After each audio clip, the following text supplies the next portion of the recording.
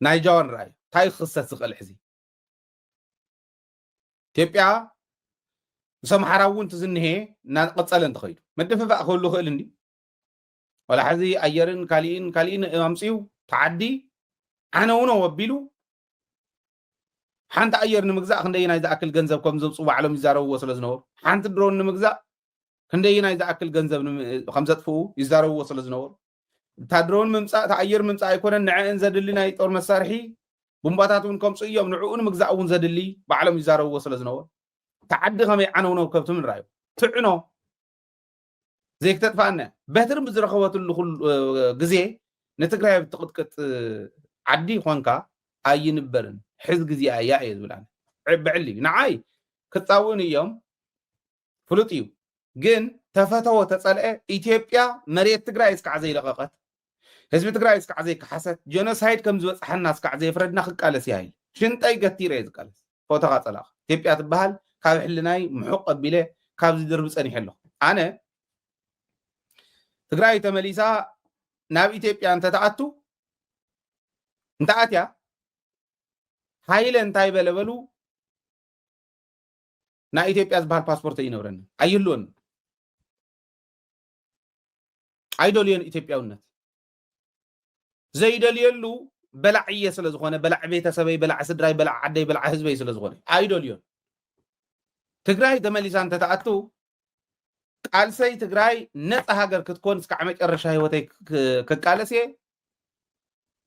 كقالس كله أستراليا وخوينة نيا أستراليا باسبورت ما حد يحشن قبنا إثيوبيا باسبورت مرأي زطلعك ببز وصلوا وان تقرأي ناول عدم تقرأي ساتيوم عصمت تقرأي كسكيسوم سقا تقرأي بليعوم كنورن بر سقاها قبيركا هيوتكا قبيركا زمس أخالهم لمعاتا مسكينهم مبلع عمو يترفهم تنأس سلام كارخيب كاختنبر أبزي قبر عدي تمليس كامن بار يلن كم جيرنا نحسب حلنا ناس ملك أبيلو صاري جوز عد زي أخذ الفاخر له ناب كالي يكون نزله يوص أيو خاب حلنا نحنا ناس عين ناس هاجر كن مسرتنا جدني مثل كعايز تمثل جن زيري فلت الكاب بمرق أسيكون بمسرحي كسرح قلها هارد وركينج راح يكون سمارت كون قاعد تسرح تكلل لك جزي خدتكم كتكلل لك همس جزي خد قوي خدكلل لك زقات عدل كله خدتكم اللي خدكلل لك وايزلي كتكم اللي كمال رأي وتعد خمي كم زعنوا حانت أير جزء خلوا حانت درون جزء خلوا خندي كم زوج رأي ግዛት አንድ ተዋጊ አውሮፕላን አሁን በዘመኑ አለው አውሮፕላን ብቃት ያለው ለመግዛት ምናልባትም ከ100 ሚሊዮን ዩሮ እና ወይ ዶላር በላይ ይፈጃል። ያው 100 ሚሊዮን ዩሮ እና ወይ ዶላር ምንም አያውቀውም። ይልማ መርዳሳ ናይ አየር ኃይል ናይ ኢትዮጵያ ናይ አየር ኃይል ኃላፊ አዛዚ ሓንቲ አውሮፕላን 100 ሚሊዮን ዶላር ወላ ቦት ዝወለ ዶላርን ዩሮን ሓደ ይኮነን ድንቁርናኦም ምስሩና ይፈልጥዎ ولا بدولار ولا بتزناس بدولار 100 مليون دولار ب100 تبازحو كندينا إذا أكل نايدون قرنا من قد خمس خرز اللو رايو 100 مليون دولار ب100 تبازحهم 10 بليون قرش ب100 يزبز الله خلت 100 درجة وصحيح حزي 10 بليون 10 بليون قرش هيوم باجت ناي تግራይ ሙሉ ማለት ትግራይ ዝውሃዱ ጎማስ ሙሉ ሓንቲ አውሮፕላን ከተውድቅ ከለኻ ትግራይ ከተውድቅ ከላ ዝሓለፈ ዝኾና ዝነበራ ትሪእዎን ስለ ዝነበርኩም ክንደይ ይኸስር ከም ዘሎ ተዓድራዩ ግን ተኣየር ጥራሕ ኣይኮነትን ንዓዝ መጽ ቡምባ ኣሎ ተመፈጸም ዝበሃል ኣሎ ሓንቲ ቡምባ ጥራሕ ኣይኮነትን በብግዚኡ ያተኩስኒ ያኹም ዓደ ማሕራ ዝኾን ዘለኹም ትግራይ ዝኾን ዝነበረ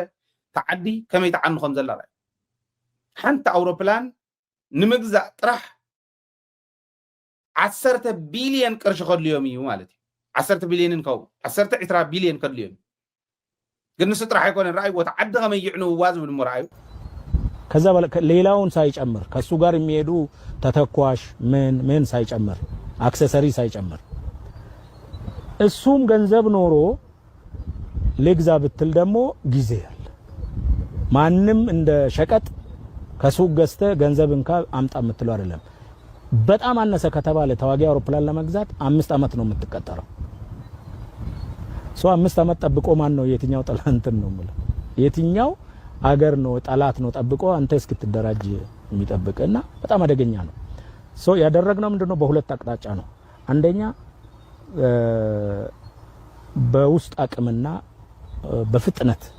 መስራት የምንችለው ምንድነው የምንለየን በፍጥነት የተቋሙን ዝግጁነት ለማረጋገጥ ከማሰልጠኛ አውሮፕላኖች አንፃር ከውጊያ ከትራንስፖርት አንፃር ምንድነው ማድረግ የምንችለው የምን ለየን ከመጀመሪያ ማሰልጠኛ ደረጃ አውሮፕላን አንፃር ብዙ ማዋጭ አይደለም የሚል ግምገማ ላይ ስለደረሰን መንግስት ወስኖ በጣም ምርጥ የዘመኑ ስታንዳርድ የሆኑ አውሮፕላን ታጠቅን። ይሄ ሁሉ ያያቻቸው ከዛ በኋላ የተፈጠረ አቅም የተፈጠረ ሁለተኛ የኤል39 የቀደም ያልኳቸው የመጀመሪያ ደረጃ ጄት ማሰልጠኛ መግዛት አንችልም እንግዛ ብንልም ጊዜው የለንም። ከአምራች ድርጅት ጋር በመግባባ ወይ በመስምምነት በመፍጠር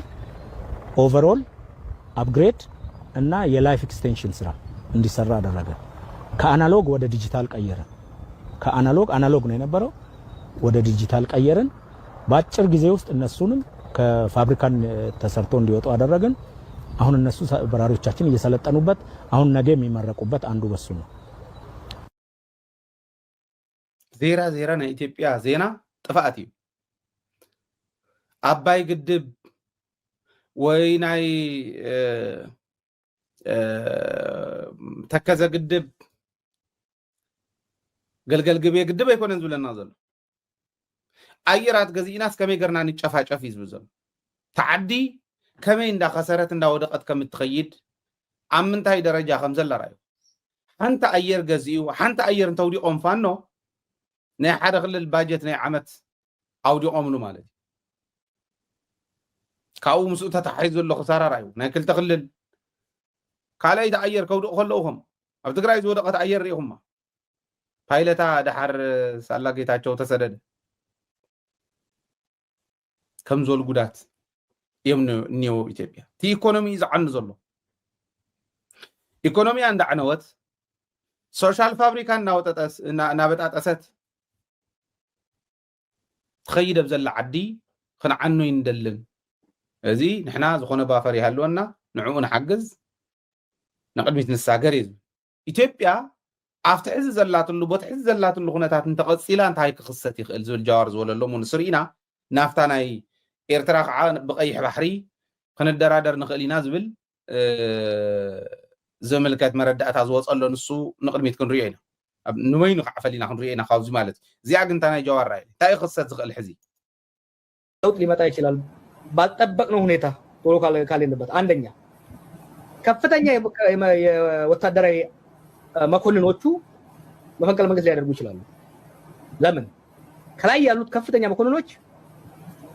የኢኮኖሚ ተጫዋቾች ናቸው። ዛሬ ምናልባትም ለመጀመሪያ ጊዜ በኢትዮጵያ ታሪክ የሚሊተሪ ኦፊሰሮች የኢኮኖሚ ተጫዋቾች ናቸው። የኢኮኖሚ የካርቴሉ አካል ናቸው። ስርዓቱ እየተዳከመ የአብይ ሰዓት እያለቀች እየባከነች ስትሄድ አብሮ ላለማውደቅና በእጃቸው የገባውን ፕሪቪሌጅ ለመከላከል እርምጃ የሚወስዱበት እድል አለ እየመጣ ነው። አንድ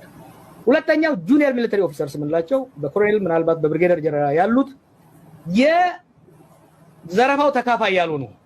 የኦሊጋርኪው አካል ያልሆኑ የካርቴል አካል ያልሆኑ የበይ ተመልካች የሆኑት ነገር ግን የፖለቲካና የሴኩሪቲ ክራይሲሱ ገፈት ቀማሽ የሆኑ በየዱር ገደሉ ከማጺ ጋር ሲዋቀሩ ከካድሬ ጋር ሲዋቀሩ የሚኖሩ ከታች ያለው ወታደር ብሶቱን የሚነግራቸውና ያን ብሶት ግን ሊፈቱለት የማይችሉ ፍራስትሬሽኑ በመሄድ ከፍተኛ መኮንኖቹንና ሰውየውንም የሚሸኙበት ሁለተኛው መንገድ ነው እየመጣ ያለው። ሶስተኛው መንገድ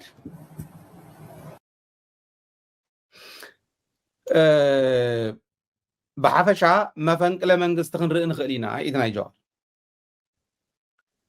مفنقل منغست خنرئ نخئلينا وقربا حقوي حاده ننوعلم نام بتتان اتيم الله تمفنقل منغست قعا زساقع مفنقل منغست خون يخل دنتلكم ننعي ايهونن زنابه بسراويت يبلهم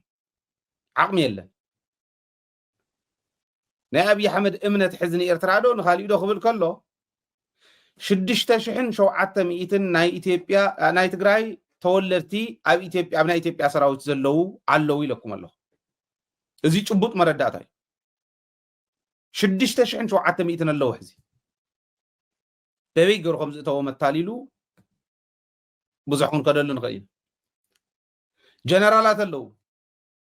ناي تግራይ جنرالات كمرح زخلو جنرالات اللو برغص كاب تግራይ انت وصيخا كاب بحر زوصع عسا مالتي جግነት ዝبሃል ነገር የለ كغوري يخل دو خسرحلو يخلو دو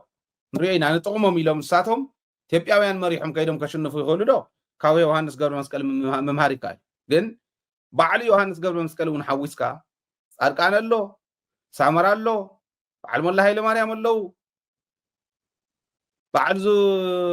ሕዚ ሓራመሬት ገለና ወለ ቆልዑ መጻወቲ ጅቡኡ መምሊእ ዝገብሮም ዘሎ ወደን ጥሩኒ ይሄ ባዓል ወደ ሸብር አሎ እዚኣቶምን ካልኦትን አሎ ያው ዝረውሕን ዘይረውሕን ማለት ተቕልለ ቢልካ ግን እዚኦም ሓሙሽተ ግንባር ሽዱሽተ ግንባር ያህሉ እንተተዋሂሉ ኳስ ሓሙሽተ ግንባር ሽዱሽተ ግንባር ክመርሕሉ ዝኽእሉ ጀነራላት ናይ ትግራይ እኳ እኒው ቶም ሕዚ ስቂሉ ንይስሙላ ሾሞም ዘሎ ፅባሕ ንግሆ ከምታ ጃዋር ዝብላ ዝነበረ ሕዚ ኣብኡ ኣትኹም ኢኹም ጀኖሳይድ ፈፂምኩም ኢኹም ፅባሕ ንግሆ ትግራይ ይትገድፈኩምን ኣምሓራ ይገድፈኩምን ኦሮሞ ይገድፈኩምን ናተይ ስልጣን ናይ ምሕላው ግዴታ ኣለኩም ኢሉ ስልጣኑ ንኽሕልውሉ بل رأي عالمي لبدباباي نيكل شمت وثيقه يلو خندا ولا مزنت كهوم كله مزنت سلاز غبوم ونا يكونن سلاز حزن اللوم ونا يكون كم تا ناي تግራይ ጊዜ ናይ محراون يصاوت ዘሎ አፍጥሩና ትግራይ ማርሻል አርት ዝባሃል ለመጀመሪያ ማታይ ማርሻል ፊልድ ማርሻል ዝባሃል ሶሪ ፊልድ ማርሻል ዝባሃል ለመጀመሪያ ጊዜ ንብርሃኑ ጁላ ዝሃወን እሱ برهانو جلا حزي افتا وانجل تزفق سلا زخونه ابي احمد انت وريدو امو ايثيوبيا ودقت انت غاطيموا منግስት انت تغير تتحازي انا تخصصيه تطياقيه لسلا زامن ناي ابي احمد سلطان ناي محلاو ግዴታ አለው برهانو منيو اباو تادسون كمو كالوتومون كم እዚ ሁሉ ካብ ሕድሕድ መዝነትና ሕድሕድ መዝነት ዝሳገር ዝነበረ ከምዚ አገሩ ይቆሊፍዋ አብና የምሐራውን ትርኢ ወለኹም 66 ጀነራላት ሸይሙ ለብ ደረጁ ካብ ብርጋዴር ጀነራል እስካዕ ሙሉእ ጀነራልነት ሓዚኑሎም ኣይኮነን ስለዝግብኦም ኣይኮነን ኮነ ተባሂሉ እስር ቤት ያዘ ናይ ኣብይ እስረኛታት እዮም እዚኦም ሕዞም እስረኛታት እዚኦም ኣብ መወዳእታ ከምታ ጃዋር ዝበላ ዕድመ ስልጣን ናይ ኣብይ ኣሕመድ እናተወደአት ክትከድከላ عرسهم كرحون مفنقل منغست خغوري خول يوم يزول جواب ويكعا كم ناي ابراهيم تروري تحتيو كولونيلነት ዘለው مفنقل منغست خغوري خول يوم تردኦም after ግዕዘ ዘየለው ይደፉንዶ ዝብሉ ዝነበሩ አይዋጸናን ዝብሉ ዝነበሩ ከም ዝብሉ ኮለው እዮም ኣብ ናይ ኢትዮጵያ ሰራዊት ዋግደፉ እንደ ትግራዋይ ነው ቃዕ ዝብሉ ለው እዮም አይዋጸናን ሓደ እንደንኹን ዝብሉ ለው እዮም تمالو نسمعكم نير حدا قلعه نيشتي وتادر نفتنا يقدم فقرنا እንደንመለሱ አበላ ማጣነን ዓለም ተታኾስሉ ንውፃ ህዝብ ይደለየናን ዙሉን ወላ ይድለየና ዚያ ትእዛዝ ተዋሂባትና እንጨፋጨፍ ዙሉን እም ተታኾይሶም ነን ዓለም ኣብዛ ሓለፈ ምስናይ ትግራይ ሰራዊት ክታኾስ ከለው ለዚ መፈንቅለ መንግስት ተጋጠም ይኽእል እዩ ይትዋና መፈንቅለ መንግስት እንተጋጥሙ ግን አሞንጎም ናይ አምሓራን ናይ ኦሮሞን ተወለድቲ ምቅርሓን ስለዝፈጠረ ኩላን ዲዩ አናኺስዋ ኦሮሞን አምሓራን ስኔት አይኮነን ዓፋርን ሶማሊያን ስኔት አይኮነን ኣብ ደቡብ ዘሎ ኣርባዕቲኦም ስኔት አይኮነን ኣርባዕቲኦም ምስ ኦሮሞ ስኔት አይኮነን ኩላ ፀፀግ ዓዝ ሓዘት ነንባዕላ ዘይትስማዕማዕ ገይሩ ስለዝኾነ ዝሰርሓ عبي حدا غازل عديا تمفنقله منغست ون انت قاطيمو كما يزبله مكرا خون كم زخيل كما يزبله ننوع الخام بلع خون كم زخيل بدنبي يزردان مالتي